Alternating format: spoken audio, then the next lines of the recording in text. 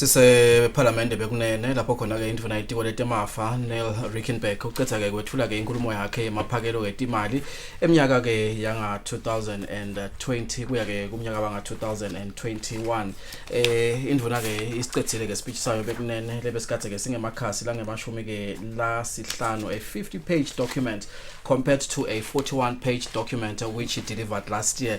Kuyasho ke ukuthi kuyasetshenzwa bekunene ngoba magama achaza ke tinhlelo nalokho ke uhulumende lakafisa ke kwenda njengoba sikwakhulumisa lama documents lawo iyabonakala lena ukuthi beyinako ke kucina in terms of the things that government wanted to articulate to the relevant different stakeholders in terms of resources allocation and policy direction that the country is going to take in the financial year of 2020-2021.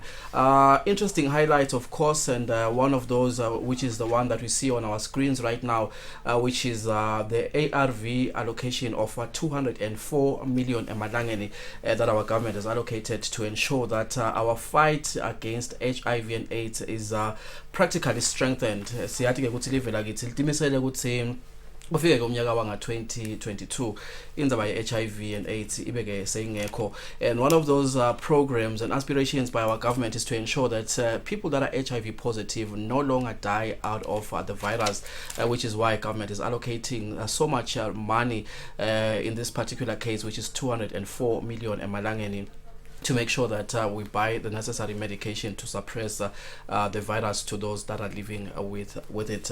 And interestingly, of course, and most appreciatively is the fact that sibona imali yabogogo nabomkhulu ke iyenyuka isuka ke emakhulwini ke lamane iya ke emakhulwini ke la ngemakhulwini ke lasihlanu 4 to 500 emalangeni imali setawutholwa ke ngibo bogogo nabomkhulu.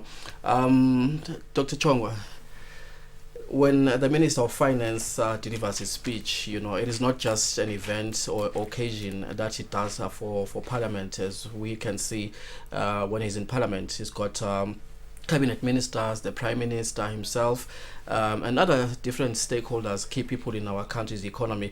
But he's basically speaking to the entire Eswatini, which is why also an organization like ourselves, Eswatini TV, has found it fit to actually live broadcast this event. You know, your sentiments about the minister's speech?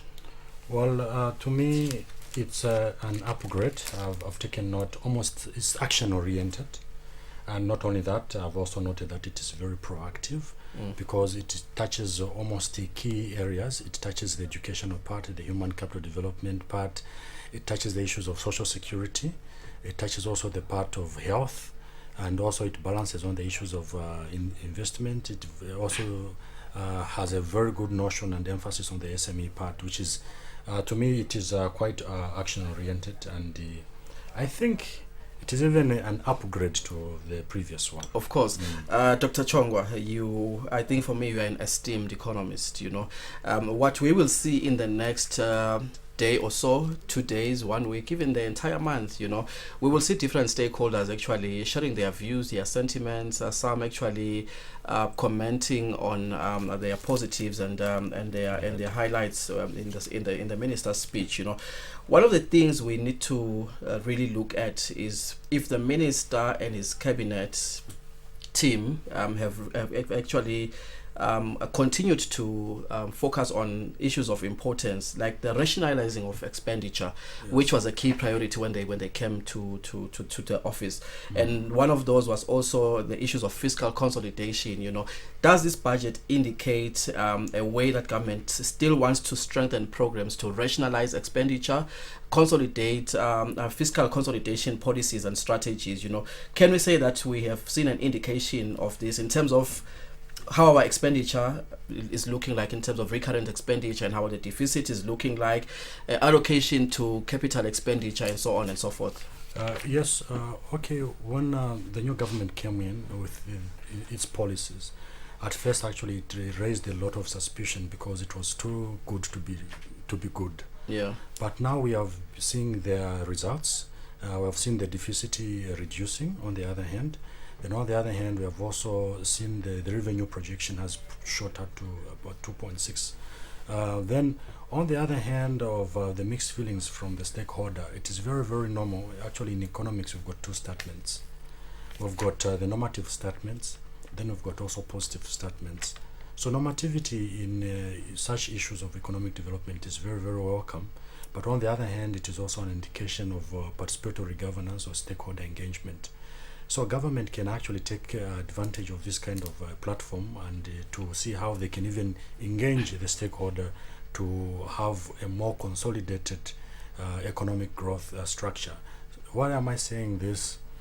We don't want a situation whereby the government is separate from the people itself, but people must participate to ensure that at the end of the day there is kind of a positive impact on economic development part. Yeah, and I like the fact that the minister was being honest about some of the inefficiencies that exist within administrative policies and other management systems within government. And one of those he highlights as structural efficiencies, which government will try by all means to eliminate. You know, when we say structural inefficiencies within government, what are we talking about? I don't know if you, as an economist, have noted some of those structural inefficiencies. Basically, we are talking about the output of the service of the public service sector vis-a-vis what government spends on that particular. The Honorable Minister also highlighted the issues of the wage bill, that it is still a problem, but at least it has been addressed with a good degree. So when talking about structural efficiency issues, we are basically talking about how can we improve sectors of service delivery vis-a-vis the resource mobilization. We have seen notable areas, especially in the issues of digital migration. Information access now, even on the government website, is almost easily accessible. And also the Honorable Minister mentioned the issues of electrification aspect. We have, in this year's budget, we see that even a priority has been given to address the issues of energy management, both on the electricity part and also the oil industry, which is being established. So these issues, if well consolidated, then definitely the cost, this is a very good term, the cost of managing the economy is going to be low. Yeah, and just to give you a few highlights in comparison to what the year 2019-2020 was looking like and what the year 2020-21 is looking like. In the year 2019-2020, revenue and grants stood at 18.86 billion emalangeni, and in the year 2020-2021, the revenue and grant is projected at 21.0 billion. What does this mean, Dr. Chongwa? Last year, revenue and grants stood at 18.86 billion. In 2020-21, it's 21.20 billion. What could this potentially mean? Like I said in the first place, that when the government said we are going to do this, we thought they were lying. But the results indicate a very, very positive trend. Yeah. And it's a big margin within a year from 18 billion to 21 billion of revenue collection, which means our systems are getting efficient, and which means it's a better sign. We are expecting even to see better things to come, both in the short term and in the long run. Yeah. So in the finance language, what does this mean? Does this mean we have more resources with which to finance the activities that we have compared to the previous period? Yeah, okay. Basically, it means two things. Sometimes we may not say we have enough resources because the economy is also growing exponentially. So what we're trying to say is our revenue collection has improved, because without poor revenue structures, then the entire economy will collapse. Of course. And maybe let's move to the next one, Dr. Chongwa. In appropriated recurrent expenditure, 2019-2020 period stood at 14.90 billion. Maybe just define quickly for us what appropriated recurrent expenditure is, and then maybe we can contrast it with the 2020-2021 period. Yeah, well, first of all, you'll see that it has also gone up from 14 billion to 16 billion. Yeah. But this is a recurrent expenditure. It's basically like current expenditure that we use on daily basis to run the economy. Mostly this is usually on a monthly basis. Now it is appropriated in the event that it is allocative. So we have to know which one it's the biggest meat at the end of the day, but it is allocative recurrent expenditure, like on salaries. Yeah. It has also gone up. Yeah, I see also that appropriated capital expenditure has increased from 5.77 billion to 6.38 billion. Yeah. Yeah, and what does this potentially mean also? This basically, when we talk about capital expenditure, to me, it's a benefit, because once we have got a high capital expenditure, basically we're talking about investment spending going up. And once we've got a high capital expenditure, the chances of us having a higher multiplier effect returns on what we have spent on capital items is going to be high. It would have been a danger thing, John, if we had a reduction on the capital expenditure. But on the other hand, if we look, it's basically a 1 billion difference in terms of capital expenditure. And then when you look at the margin, it's about 2 billion margin on appropriate recurrent expenditure. Now you see, if it was the other way around, if we have had, for example, 2 billion increase on capital expenditure and 1 billion increase on the recurrent expenditure, then we'll be saying that our economy, we are spending within our means. Yeah, and I think it shows some signs of growth. I don't know if it's still reflective of the 2.6% midterm growth we were talking about, because if you look at the total expenditure for the financial year 2019-2020, it stood at 21.83 billion, and in the financial year 2020-2021, it stands at 24.08 billion. Is this indicative of an economy that's growing, or it is indicative of a burden that the government is carrying? We cannot judge from total expenditure. That's why we have to divide it into capital expenditure and recurrent. Yeah. The key part there are two things: the recurrent expenditure and capital expenditure. Capital expenditure has got a multiplier progressive effect. Understand that point? Multiplier progressive effect. Recurrent expenditure has got a regressive effect. Regressive effect meaning you are eating into our own pace, like the wage bill. Actually, here on the recurrent expenditure, the biggest, that's where you find the wage bill. The wage bill, yes, because it's recurrent. Yeah. But if we had a big capital expenditure, then we know that both in the short term and in the long run term, our finances are going to be covered. Yeah, but nonetheless, what is our government trying to do increasing the capital expenditure in the current financial period compared to the previous period? If we look at the current period, it's 6.38 billion compared to 5.77 billion.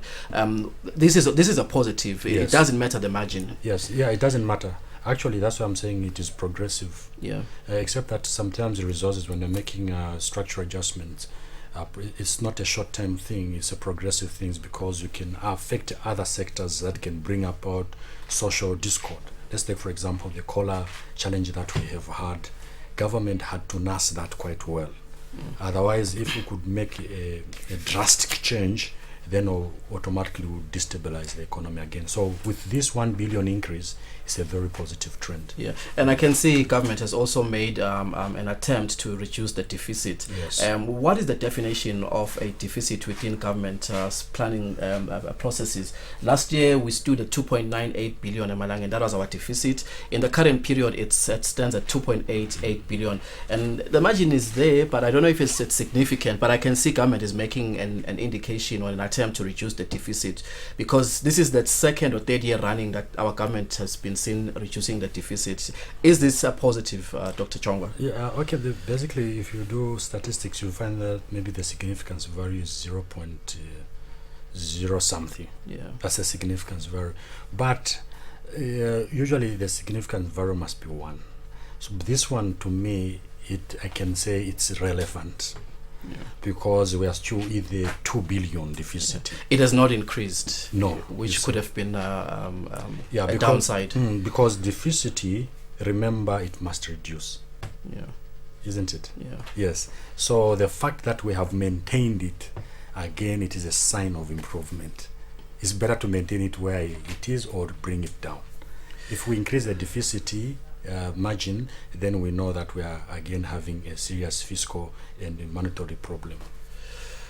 kanti ke indzaba lenkulu lengathemba ukuthi amaswati afuna lokuyiva indzaba ye cost of living adjustment ingabe ithene indvuna ngemaphakelo ke la bekelwe nje indzaba ukuthi uhulumende ke ufuna ke kwaba ke imali etawukhona ke kwenyusa ke imali etawumelana ke nekukhula ke kwesimo semnotfo lokulesikubita ngesilumbi ukuthi cost of living adjustment.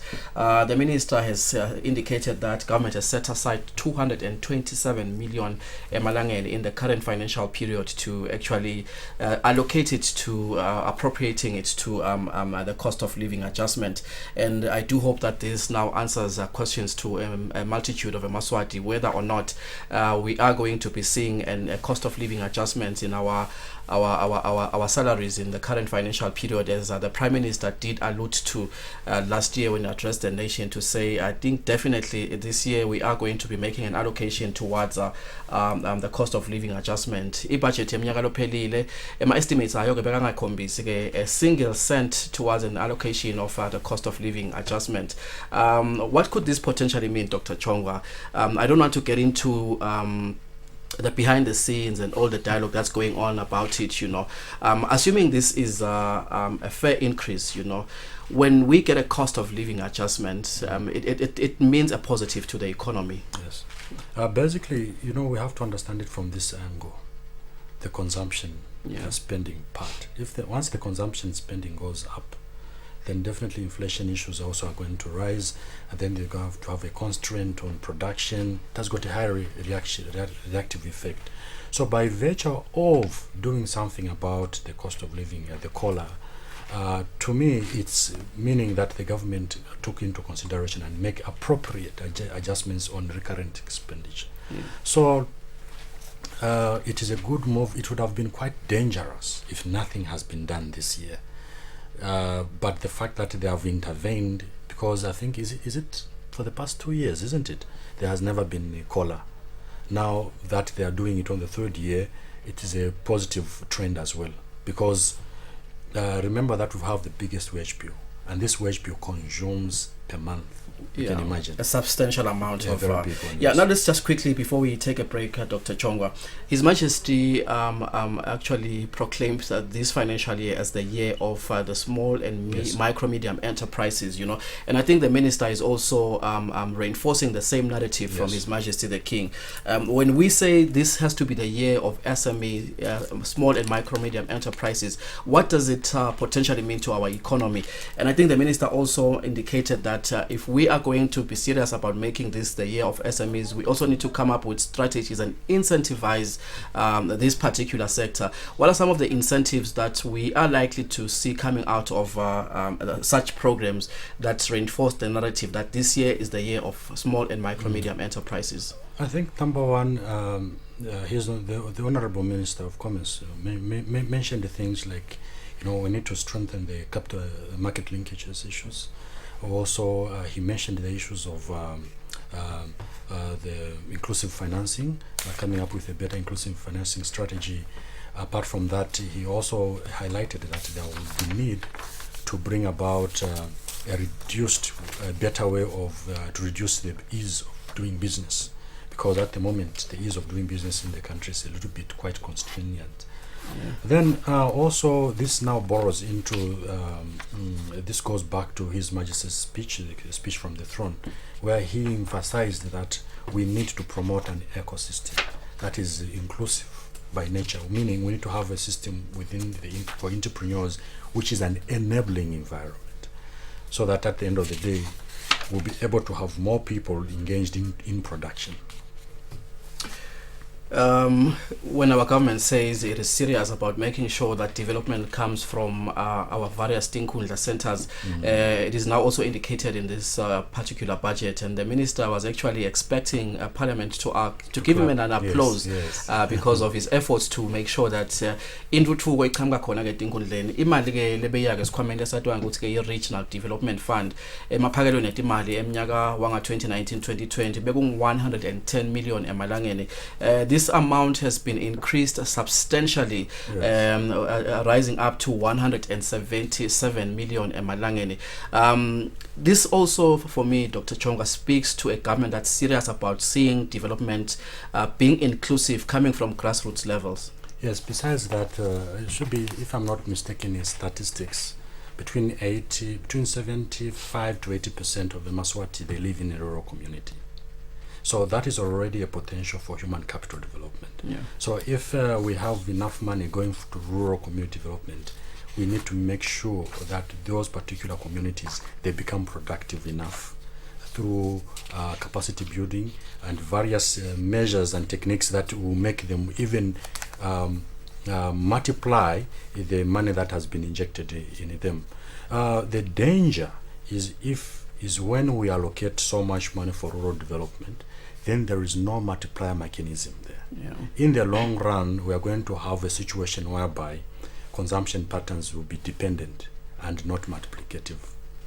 So by virtue of this, it's a challenge to the Tinkrunda administrators to come up with very, very creative and innovative way of how this money can be multiplied and sustainable at the same time. A quick one, Dr. Chongwa. Someone could say, why is government allocating so much money to education? As a matter of fact, we are meeting the 15% benchmark of government of total government expenditure. Yes. Someone could say, why don't we invest this money into agriculture and be a food secure nation as per our aspirations?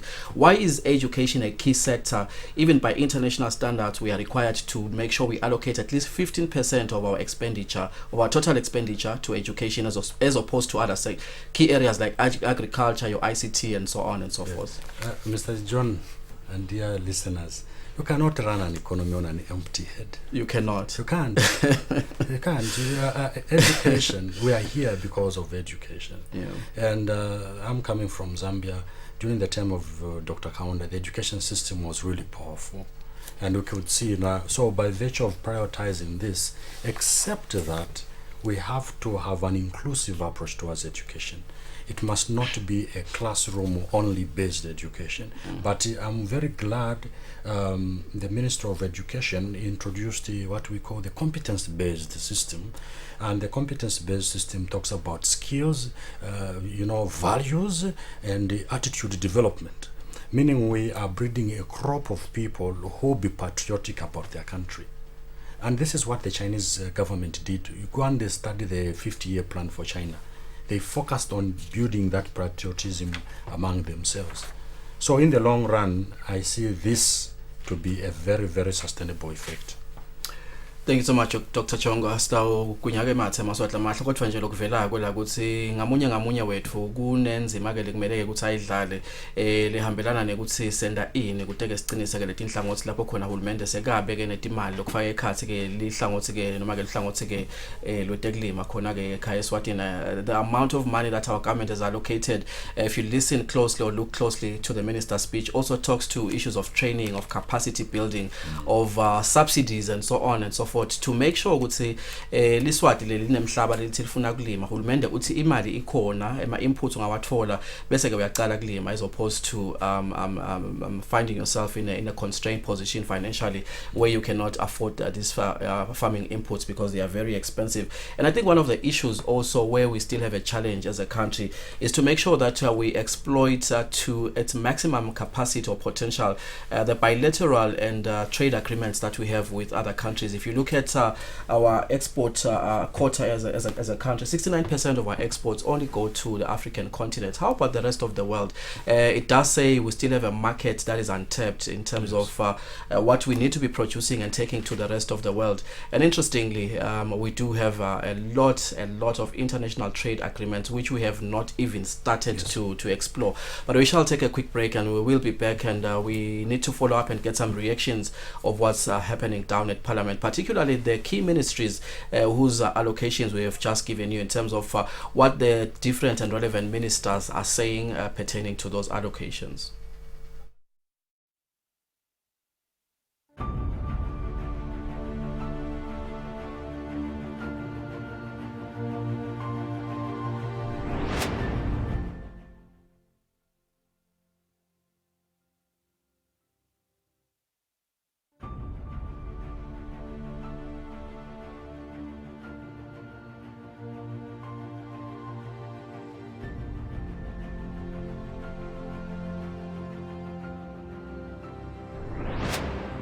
Standard Bank, moving forward.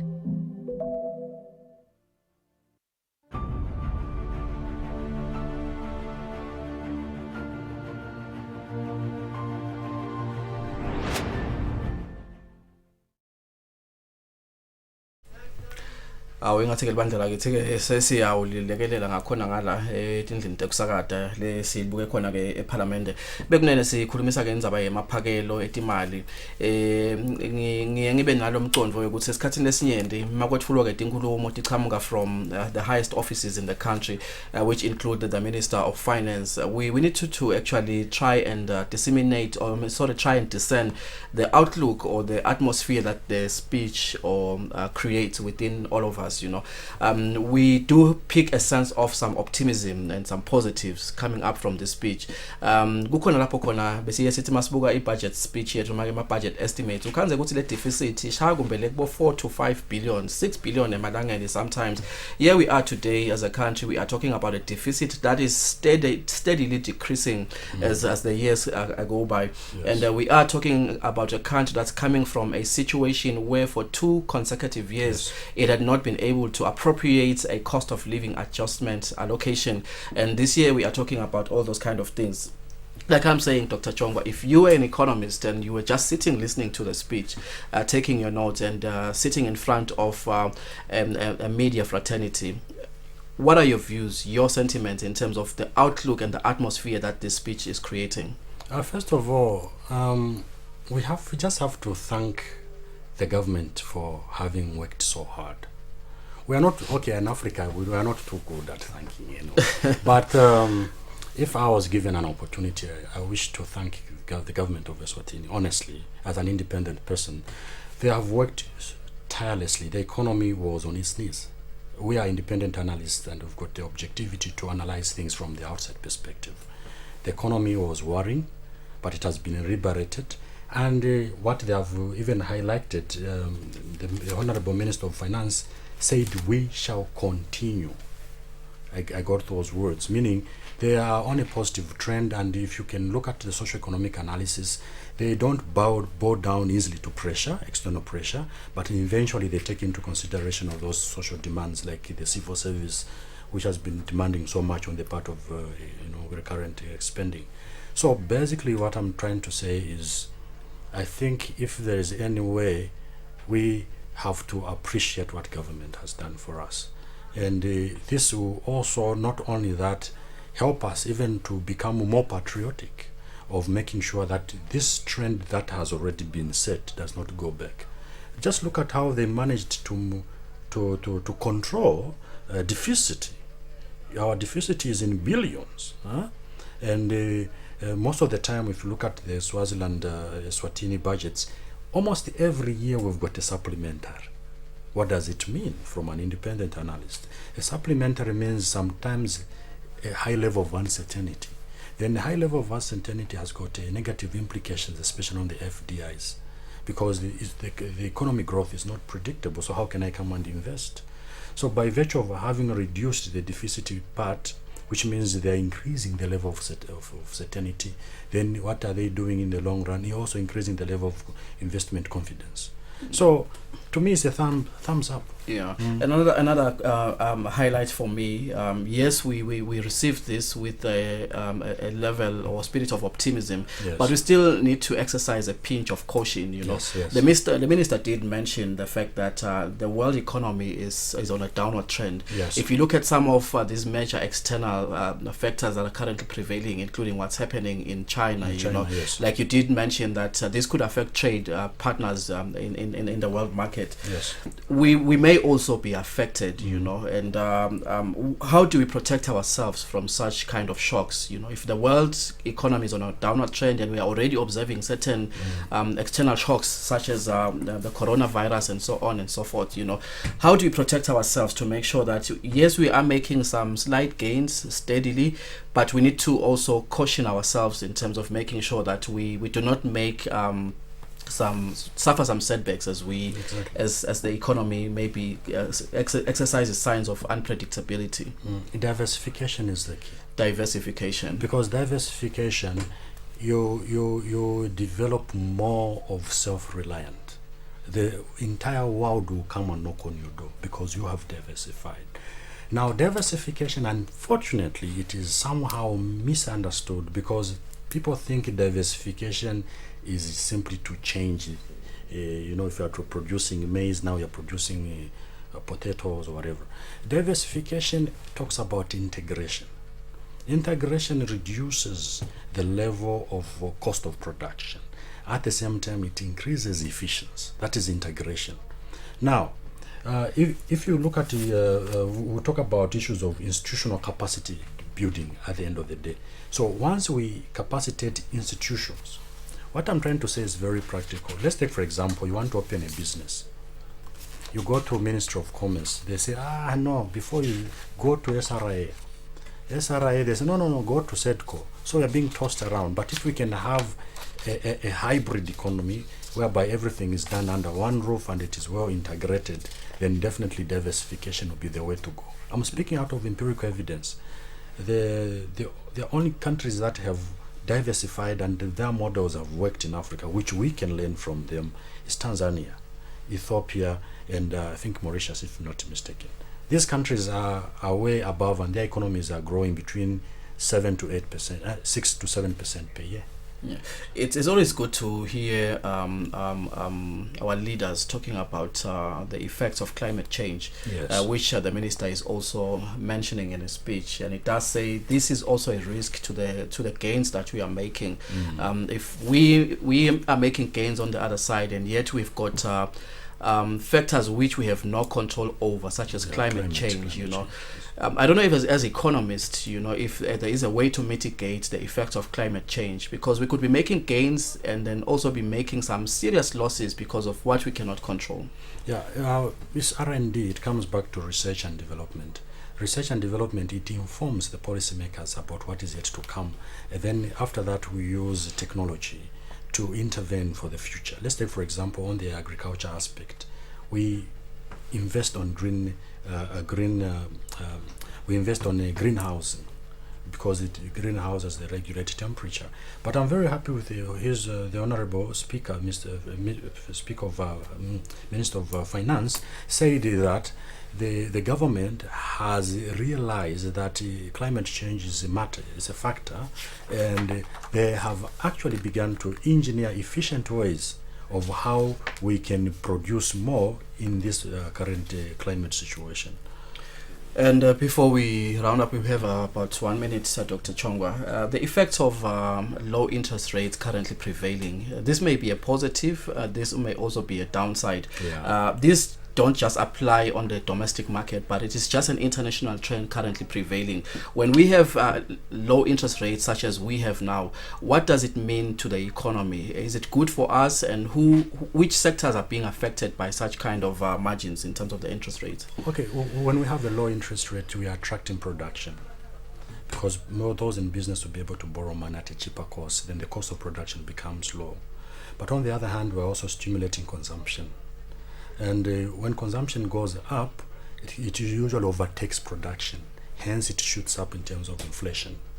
So when we have a low interest rate over a long period of time, then we know that we're in a danger zone. So we can only have low interest rate in a specific period of time, maybe in the short term of maybe first quarter of the year, then we begin to rise to discourage people to spend recklessly because the cost of spending will be very low. Yeah. And I think my major worry is if you look the trade relationship between South Africa and China, with what's currently prevailing in China, and South Africa is a major trade partner with China, and we are also heavily reliant on trading with South Africa, and if they sort of like alter their monetary policy and things like that, it also could affect us at the same time. Are we ready for such an... Not really. You see, for example, if we reduce low interest rate for FDI strategy or strategy, we are going to have a lot of investors here because it will be the cost of producing, as I said, it will be cheaper here, and this is what Eswatini is doing is very correct, because the biggest competitor to our country is South Africa. Let's take, for example, an investor wants to come and invest in the southern region of Africa. Our Malangeni is equals to rand. So which means, of course, on the monetary exchange advantage, there is no difference. So what other things, now an investor will ask, what other things can I benefit? So he's going to check on the interest rate. You discover that, in Eswatini, the interest rates are very low, despite having at a par. So we'll benefit more, especially in the long run. In the short run, we may not really benefit much. So the fact that government has introduced low interest rate is a strategic move to actually, we're going even to have more investors leaving South Africa coming here. It is like depegging. If we depeg, then we have depreciated our currency, then we're going to attract more investors. So since we have not depegged, we just have to reduce interest, which is a reduction on the cost of production. So it's again another thumbs up. So I'm very excited with this kind of strategy which the government is bringing into play. Of course. And as we conclude, we are also going to borrow from the words of the Minister Neil Rickenback, in his conclusion statement, where he said, let us not weary be of doing good, for the proper time we will reap a harvest if we do not give up. So if we are going to continue and be steadfast in our efforts to actually help even our government, taking from the words of His Majesty the King to say, let us use our gifts and talents. This was basically a call to each and everyone as citizens of this country to say, we each one of us has a role to play, and we all have an innate potential or ability to actually contribute towards the activities of this country to make sure it becomes the country that we want it to be. Let us not be weary of doing good, for at the proper time we will reap a reward if we do not give up. I think this speaks of endurance in terms of our mental strength, our efforts and everything. In time we are going to be seeing, and we do pray that God keeps us, so that at least in time we can be reflect to a 5-year period and say, we saw the deficit coming from 6 billion to probably half a billion emalangeni in the next few years, as our government's efforts to fiscally consolidate its efforts are beginning to show. Eswatini, thank you so much for joining us on this live broadcast. Singaba kusho nje maswatla amahle ukuthi umsakazo utawuqhubeka ke unikhombise ikakhulukazi ke etindzabeni tethu ngensimbi yesikhombisa lomhla kusihlo lapho khona ke libandla letinzatheli litabe ke likupha ematiko ngematiko lokuthi ingabe imali tiphakelwe ke kanjani kunimema nje ukuthi nitilandzeleke tindzaba nakuletinye ke tinhlelo lifaka ekhathi ke luhlelo lesiba nalo ngelisonto embili kanye lapho sitaphinde siwabuke kahle ke lamaphakelo, kumbe sesibuka ke ematiko ngematiko lokuthi aphakelwe kanjani, kutawusisa kanjani ke futhi lokho ke embili. Thank you so much Eswatini. Dr. Chongwa, thank you so much for coming through and for sharing your insights with us on the program here today. Thank you so much Mr. John, and dear listeners, it's an honor to participate in the development of this country. Kunjalo ke maswatla amahle, sekunifisela nje ukuthi awungathi ilanga ke lingaba lihle, Jehova sigcine, side ke sibonane ngalokudako siphilile. Nisale kahle.